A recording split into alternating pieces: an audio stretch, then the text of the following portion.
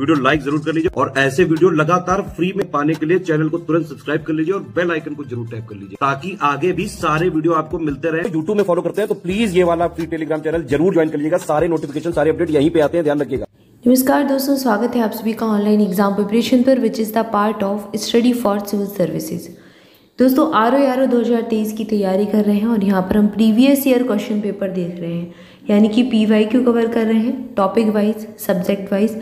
तो हमने स्टार्ट किया था यूपी जीके के कुछ हमने प्रश्न देख लिए थे लास्ट वीडियो में, अब इसके आगे देखेंगे। तो चलिए स्टार्ट करते हैं। 38 नंबर का प्रश्न लास्ट हमने देखा था। उत्तर प्रदेश के लोकायुक्त की पद धारण अवधि होती है 8 साल की।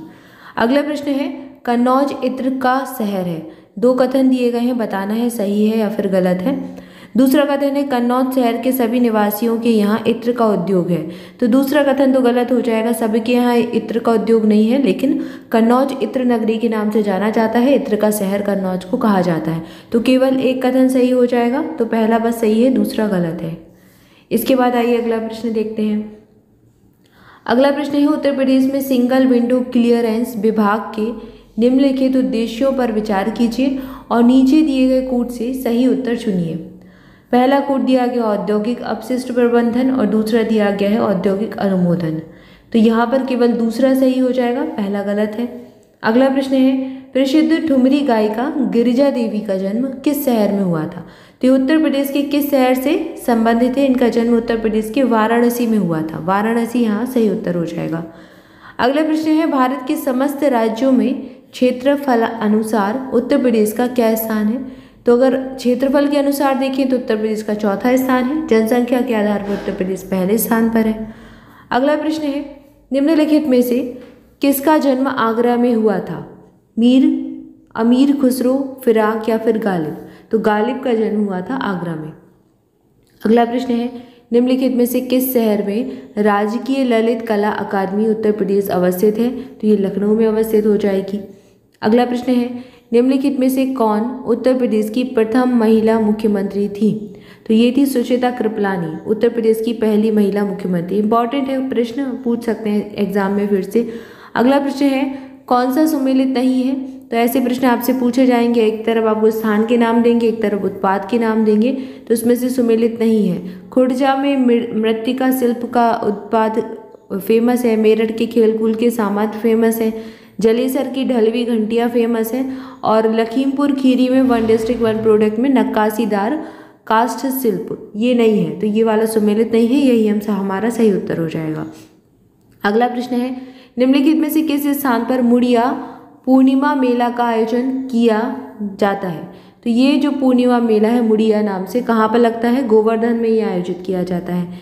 मेलों से प्रश्न आते हैं तो एग्जाम में ये पढ़कर जाना है आपको।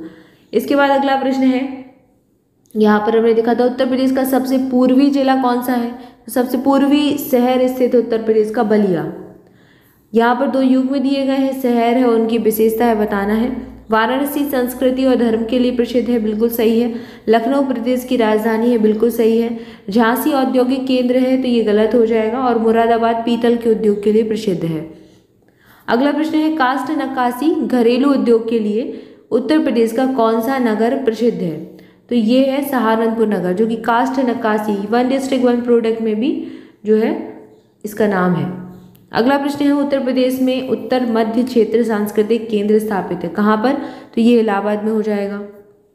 इसके बाद अगला प्रश्न है उत्तर प्रदेश को भारत का शक्कर का कटोरा क्यों कहते हैं और इसको स्पष्ट करने के लिए उत्तर प्रदेश के निम्नलिखित कथनों पर विचार कीजिए। कुछ कथन दिए गए हैं, बताना है। उत्तर प्रदेश में गन्ने का सर्वाधिक उत्पादन होता है, बिल्कुल सही है। गन्ना अभियांत्रिकी शिक्षा संस्थान भी है और ये भी सही है। उत्तर प्रदेश में चीनी मिलों की संख्या सबसे ज़्यादा है और उत्तर प्रदेश में गन्ना उत्पादकों की संख्या सर्वाधिक है। तो तीसरा कथन गलत हो जाएगा, बाकी 1, 2 और 4 सही है, ये सही उत्तर दिया भी गया है।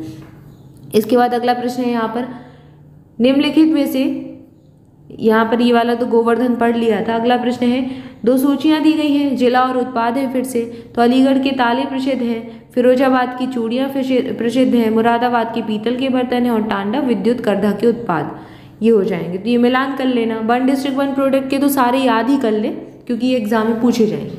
इसके बाद अगला प्रश्न है 54 नंबर का प्रश्न देख रहे हैं। प्रश्न दिया गया है निम्नलिखित में से कौन सा अभ्यारण्य सही सुमेलित नहीं है? तो अभ्यारण्य आप सभी को यूपी के जितने भी हैं पढ़कर जाना है कि कौन सा अभ्यारण्य कहाँ पर स्थान है, किस स्थान पर स्थित है। अब यहाँ दिया गया समस्तपुर, तो समस्तपुर रायबरेली में है। नवाबगंज इलाहाबाद में नहीं है, तो ये वाला हमारा हो जाएगा सही सुमेलित नहीं है। बखीरा संत कबीर नगर में है और संडी हरदोई में है। तो ये सारे अभ्यारण्य जितने भी हैं उत्तर प्रदेश के याद कर लें। राष्ट्रीय उद्यान एक ही है, दुधवा राष्ट्रीय उद्यान, तो वो भी याद कर लें। अगला प्रश्न दिया गया है उत्तर प्रदेश के निम्नलिखित में से किस मंडल में प्रथम समाजवादी अभिनव विद्यालय खोला गया था? तो ये इलाहाबाद में सबसे पहले खोला गया था। Doctor Ambedkar institute of technology for handicapped अवस्थित है, तो ये कानपुर में अवस्थित हो जाएगा। तो ऐसे प्रश्न जो है ना, इंस्टीट्यूट वगैरह है, यूनिवर्सिटी है कोई फेमस, वो भी प्रश्न पूछ सकते हैं। अगला प्रश्न है निम्नलिखित में से कौन सा सुमेलित नहीं है? तो ये भी नहीं वाला फिर से पूछ लिया। नोएडा सॉफ्टवेयर और IT उद्योग नोएडा में है। सीतापुर में प्लाईवुड उद्योग है। गोरखपुर खेलकूद के सामान बनाने का उद्योग, तो यहाँ पर नहीं है। ये मेरठ वगैरह में खेलकूद के सामान ज़्यादा बनाए जाते हैं। वाराणसी में रेशम उद्योग है, तो तीसरा वाला सही सुमेलित नहीं है, यही हमारा उत्तर हो जाएगा। अगला प्रश्न है निम्नलिखित सूची दी गई है, इसको मिलान करना है। सोनभद्र में क्या है, इलाहाबाद में क्या है, ललितपुर में क्या है और मिर्जापुर में क्या है? तो सोनभद्र में चूने का पत्थर, इलाहाबाद का क्या प्रसिद्ध है, शीशे वाली बालू यानी ग्लास सैंड प्रसिद्ध है। और ललितपुर में तांबा प्रसिद्ध है, जनपद तांबा है। और मिर्जापुर में नॉन प्लास्टिक फायर क्ले। तो ये सब इन जनपदों में जो है खनिज कह लें या फिर जो भी है सामान है, वस्तुएं हैं, ऐसे प्रश्न पूछ सकते हैं। जैसे पिछले आपने देखा होगा वीडियो में उत्पाद वगैरह के प्रश्न बने हैं, उद्योग से प्रश्न पूछ सकते हैं, या फिर कोई तीर्थ स्थल है वहाँ से प्रश्न पूछ सकते हैं और वो किस स्थान पर स्थित है ये पूछ सकते हैं। इसके बाद अगला प्रश्न है, यहाँ पर वही फिर उद्योग और केंद्र पूछ लिए। लकड़ी के खिलौने कहाँ पर बनाए जाते हैं? तो ये वाराणसी। खेल का सामान कहाँ मिलेगा? मेरठ में।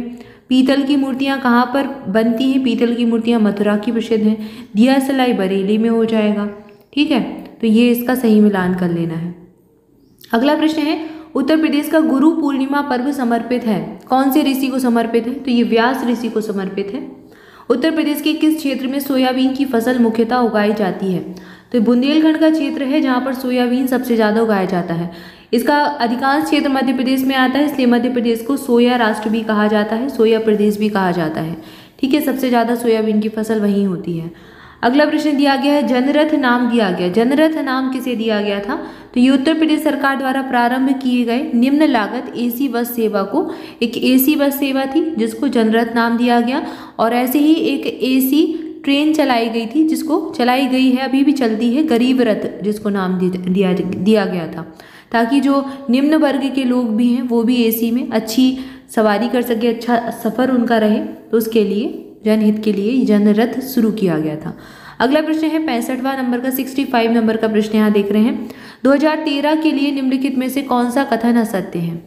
उत्तर प्रदेश में जन्म दर प्रति 1000 पर भारत की जन्म दर से कम थी, और जन्म दर प्रति 1000 जनसंख्या पर भारत की जन्म दर से अधिक थी।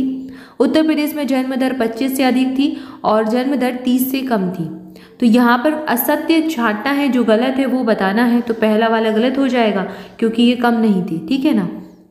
अगला प्रश्न है, उत्तर प्रदेश में केंद्रीय कृषि विश्वविद्यालय की स्थापना हो रही है, तो सेंट्रल यूनिवर्सिटी बनेगी कृषि से संबंधित, एग्रीकल्चर यूनिवर्सिटी झांसी में, बी सही उत्तर हो जाएगा।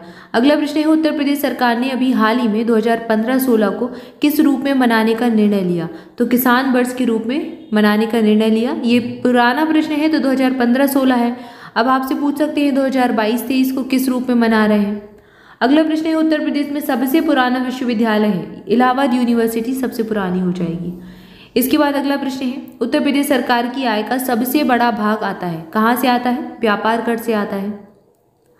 इसके बाद अगला प्रश्न है, उत्तर प्रदेश में नॉलेज पार्क की स्थापना की जा रही है। ये प्रश्न रिपीट हुआ है एक बार और आप देख ही चुके होंगे। तो ग्रेटर नोएडा में उत्तर प्रदेश में कृषि अनुसंधान परिषद स्थित है, कहाँ पर? लखनऊ में। लखनऊ में औषधि भी है, औषधि अनुसंधान परिषद भी लखनऊ में ही है, और वनस्पति भी यहीं पर है। अगला प्रश्न है, निम्नलिखित में से कौन सा युग्म सुमेलित है? सही सुमेलित बताना है। जनजातियों के नाम दिए गए हैं, भोटिया, बाराबंकी, बुक्सा, बिजनौर, राजी, गोरखपुर, थारू, बांदा। तो बुक्सा जनजाति बिजनौर की है, बी से बुक्सा, बी से बिजनौर याद कर सकते हैं। बाकी ये जनजातियाँ यहाँ जो दी गई हैं वो सही सुमेलित नहीं है। जनजातियों पर एक वीडियो ऑलरेडी आ चुका है, तो जरूर देख लें। कर्मा लोक नृत्य है, कर्मा कहाँ का लोक नृत्य है, तो ये सोनभद्र का जो इलाका है वहाँ पर प्रसिद्ध है। उत्तर प्रदेश में बौद्ध और जैन दोनों का प्रसिद्ध तीर्थ स्थल है, कौशाम्बी हो जाएगा, जो कि बौद्ध और जैन दोनों का प्रसिद्ध तीर्थ स्थल माना जाता है। इसके बाद अगला प्रश्न है यहाँ पर, उत्तर प्रदेश में आलू अनुसंधान केंद्र किस जिले में है, तो ये कहाँ पर हो जाएगा, उत्तर प्रदेश का मेरठ में है। वैसे अगर भारत का देखें तो शिमला हो जाएगा आलू अनुसंधान केंद्र, ठीक है। तो ये यूपी का है और राष्ट्रीय वाला कहाँ पर मिल जाएगा, शिमला में। इसके बाद 71 नंबर का प्रश्न है, उत्तर प्रदेश में कृषि उत्पादन बढ़ाने में कौन सा कारक सबसे ज़्यादा प्रभावी है, तो यहाँ पर कृषि का उत्पादन कैसे बढ़ता है, उन्नत किस्म के बीजों का बढ़ता प्रयोग, इसके कारण कृषि का उत्पादन ज़्यादा बढ़ रहा है।